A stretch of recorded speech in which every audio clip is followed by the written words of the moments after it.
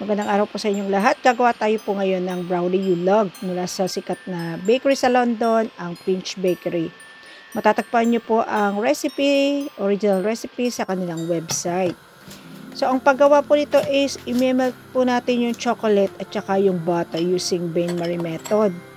So yung iba po ay gumagamit ng microwave using 20 to 30 seconds burst or 20 to 30 seconds interval. So each interval, kailangan po natin siyang haluin kung microwave ang gagamitin natin. Then put back po natin sa microwave, 20 to 30 second burst again. And then haluin po ulit natin hanggang siya po ay mag-melt at maging smooth. Huwag po natin overburn kung microwave po ang gagamitin natin. Pero para sa akin po, mas madali para sa akin ang paggamit ng bain-marie method kasi no-fail po ito. Hindi po masusunog ang ating chocolate. Make sure lang po na gagamitin po nating bowl ay yun pong heat proof.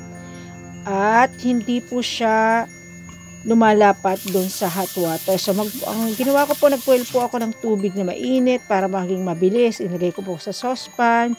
Tapos gumamit po ako ng medyo mas malaking bowl kumpara doon sa aking saucepan. At nilagay ko po yung bowl at sinimmer ko po ito. Para hindi po maglapat yung hindi dapat po maglalapat yung ating bowl sa ilalim na kumukulong tubig. So simmer lang po natin, mahinang apoy hanggang sa mag-melt po ang chocolate. So sunod po, habang sinet aside ko po yung melted chocolate at butter para mag-cool down a bit. So habang pinapalamig po natin yun ng konti, ito pong itlog at asukal ay akin pong i-mix using balloon whisk. So ito po ay winis natin hanggang siya po ay maging ribbon consistency. So later po makikita nyo, later po ay po siya winis at nung wala nyo po siya asukal, hindi na po siya bilinis. Tapos makikita nyo po ang consistency po niya. Pag dumas nyo po yung whisk ay mag-recreate po siya ng ribbon. So ang ginawa ko po dito ay fast forward na po natin ang video dahil hindi po magiging matagal at natin po normal speed. So nakita niyo po, ito po ay i-release natin hanggang sa maging light po ang color at fluffy at para siyang ribbon consistency. So i-check ko po muna, making sure na mararamdaman niyo po kung may grainy pa po na sugar sa ilalim. So medyo liquidy pa po siya, so idinalik ko po siya ulit for a couple of minutes. At atin po siyang ilinis hanggang sa ay maging ribbon consistency. Nung mag-ribbon consistency na po siya, ilagay na po natin yung ating melted chocolate slowly. And then, pag siya po ay na well incorporated na, ilalagay na po natin sunod ay ang ating pong chocolate powder.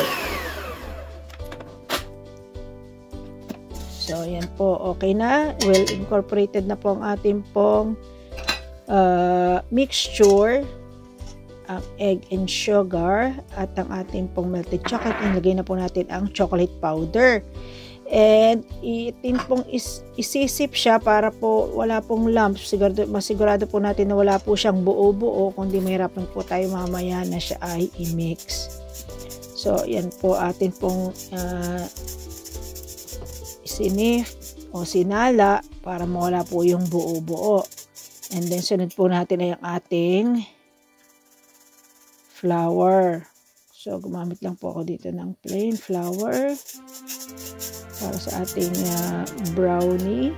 So kung meron po kayong brownie recipe, pwede nyo rin pong gayahin ito at yun na po ang inyong gawin. Pero kung gusto niyo pong matikman ang recipe po ng Pinch Bakery, matatagpuan niyo po ang original recipe sa kanilang website. So, pinold-fold ko lang po ito using spatula. Hindi po ako gumamit ng balloon whisk attachment or paddle attachment kasi magiging cakey po ang ating brownie. So, kalimitan kasi po pag kayo gumamit tayo ng paddle attachment para ito i-mix, nagiging cakey po ang or na-overmix po ang ating brownie. So, ang advice po ay gumamit po tayo ng spatula hanggang siya po ay mag-well combine. So, pagkatapos po niyan, yun lang po ang ating mga ingredients. So, nilagay na po natin ito sa baking pan. So, make sure ko po na wala na pong lump sa ilalim at wala na pong mga flour na naiwan. So, nilagay po natin sa baking pan. Itong size pong baking pan na ginamit ko ay 9x12. So, kasi po pagka masyado pong maliit yung ginamit natin baking pan, ay nagiging undercook po yung middle dahil masyadong makapal. So, ang advice po ay gumamit tayo ng 9x12 na square pan or round tin na 9 inches pan. So, yan po. Pinantay ko lamang po siya. Tapos, inilagay na po natin siya sa oven para i-bake for 25 minutes. 20 to 25 minutes. Depende po sa oven temperature niyo po. Kasi meron pong oven na minsan ay sobrang init. Katulad po ng amin. Ito po ay kung 180, nilalagay ko lang po sa 160 dahil medyo po mainit ang temperature sa loob ng oven. So, para po ma-check ko, gumamit po ako ng oven thermometer. So, after po natin i-bake yung ating pong brownie, ikukulant niyo po siya ng at least 2 hours. Pero ito pong akin ang ginamit ko. Ang ginawa ko po ay overnight ko po siya na kinul down.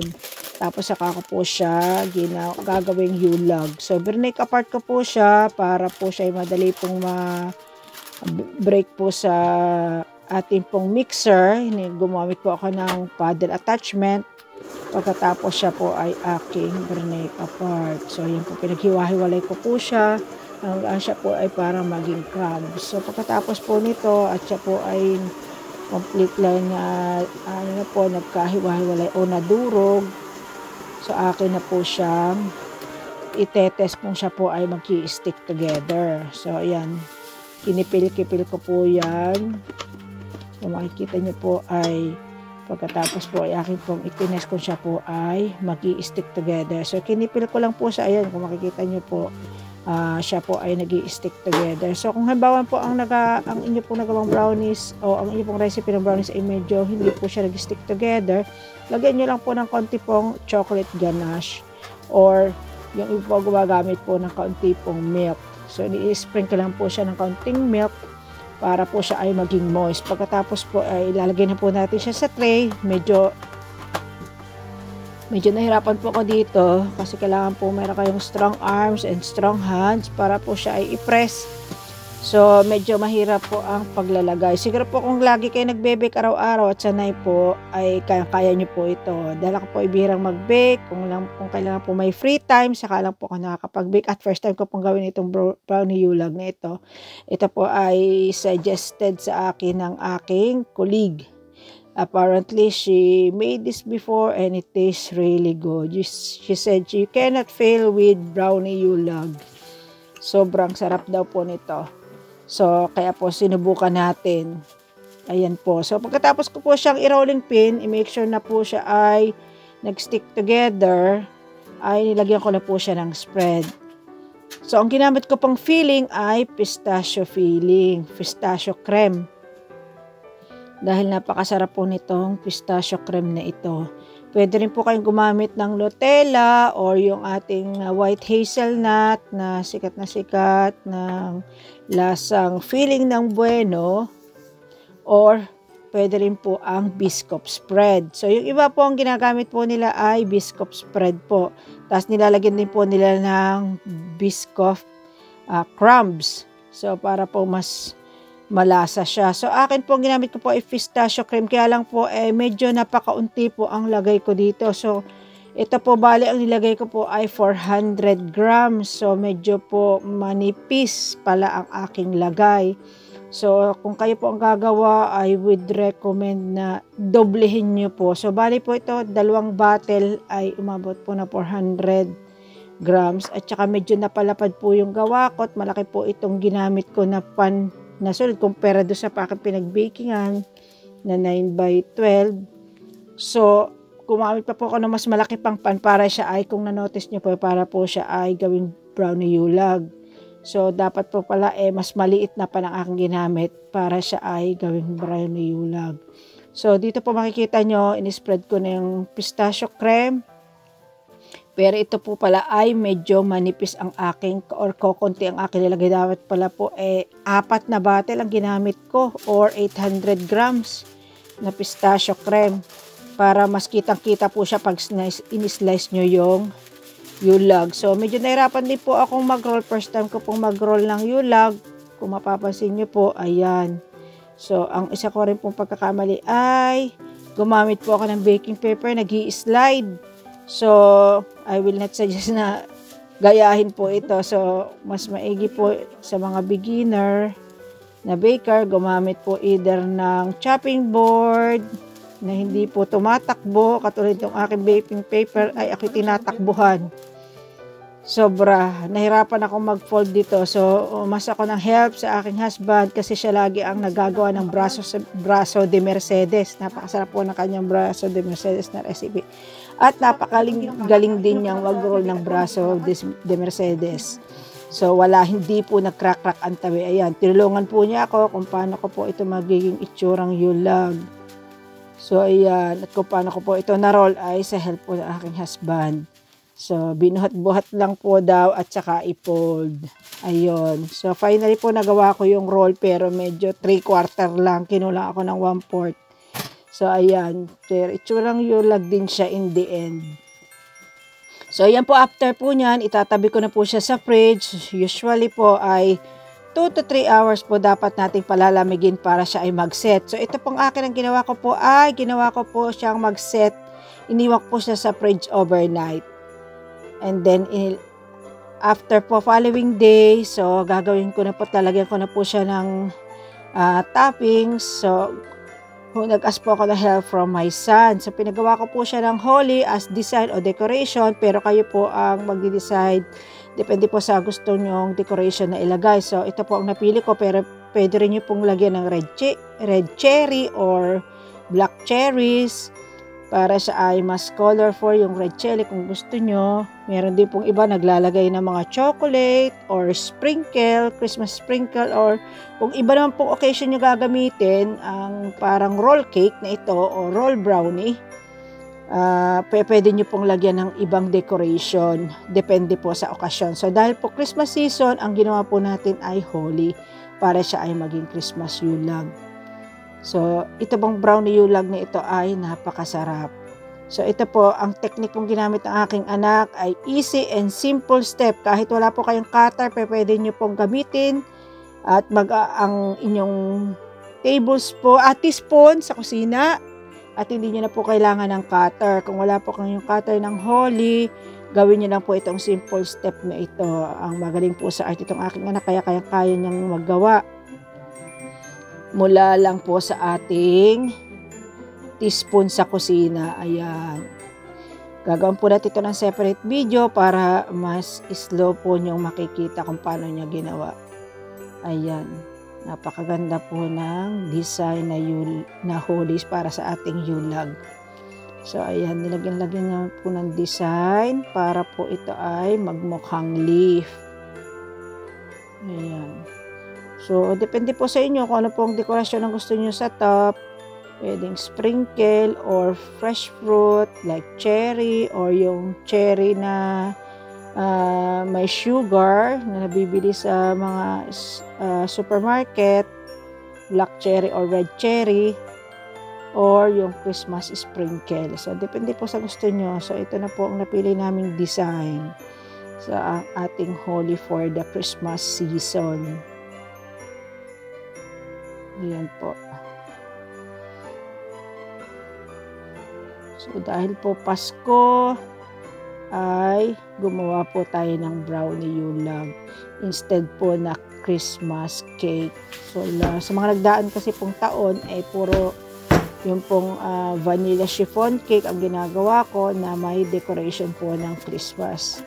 So, ayan po, kung mapapasin niyo po ay nag-set na po siya. Medyo may katigasan na po ang ulo. Ay, hindi katigasan ng medyo matigas na po ang ating pong brownie yulag.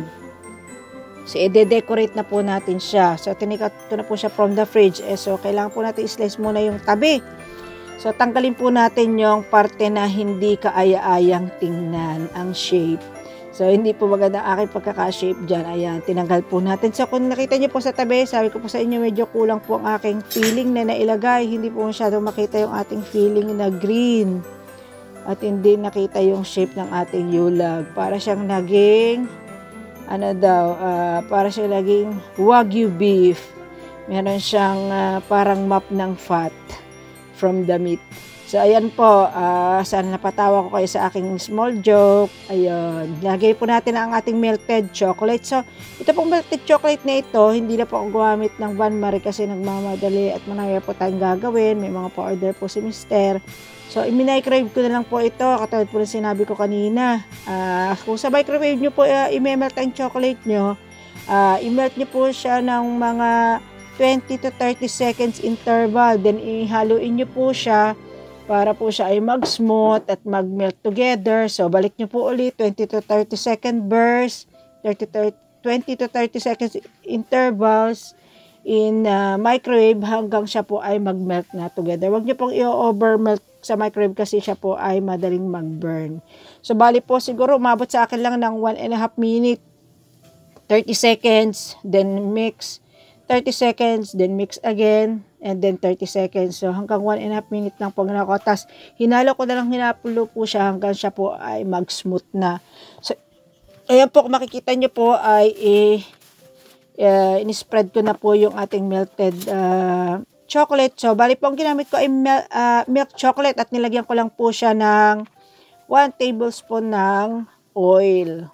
So, depende po sa inyo. Pwede pong, para hindi po siya sobrang tigas kapag in-slice natin yung chocolate. Pwede rin po na double cream or kung sa Pilipinas ay Nestle cream or butter. So, kung butter po ang gagamitin nyo, siguro mga 20 to 30 grams na melted butter ang ihahalo nyo dun sa 200 o 250 grams na milk chocolate bar. So, ito po sa akin ay oil po ang ginamit ko na 1 tablespoon lang para hindi po siya sobrang tigas. Pwede pong 1 to 2 tablespoon, depende po kung ano pong gusto niyo pong consistency sa chocolate. So, yung akin po para hindi po siya sobrang tigas at hindi rin po siya sobrang lambot, 1 tablespoon lang po versus 200 to 250 grams of milk chocolate na ginamit. So, ayan po, kung makikita niyo po siya, dinisign ko na po siya using my spatula para po siya ay mag-itsurang brownie yulag. So, doon ko po siya binuhusan para po maging clean and tidy yung ating serving plate. Sa chopping board ko po muna siya nilagyan ng melted chocolate para hindi po siya maglamutak, ika nga, at malinis doon sa ating serving plate. At saka ko po siya i-transfer. Ayan, tapos diyan ko na po siya ipagsesitin at habang siya po ay medyo malambot pa pero hindi rin naman po sobrang lambot kundi medyo matigas-tigas pa rin, medyo malambot-lambot pa rin ng konti at sticky, ilalagay na po natin yung ating holly na design para po mag-stick siya doon sa top. So, depende po sa inyo, katulad po rin sabi ko kanina, depende po sa design na gusto nyo pong ilagay o i-decorate. Pwede pong sprinkle o holly or fruit or fresh fruit. Depende po.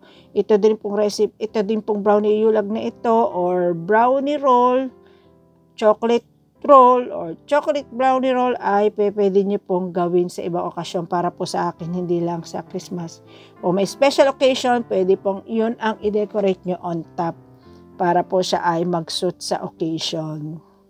So, yan lang po at sana po ay nagustuhan nyo ang video na ito. Huwag nyo pong kalimutan pong mag-like, subscribe at share ng aming mga video sa Elmer and Desiree channel. Ayan po, sana po nagustuhan nyo po at panoorin nyo pa po ang mga susunod naming video. Maraming salamat po at happy holidays sa inyong lahat. Thank you and bye-bye. See you on our next video.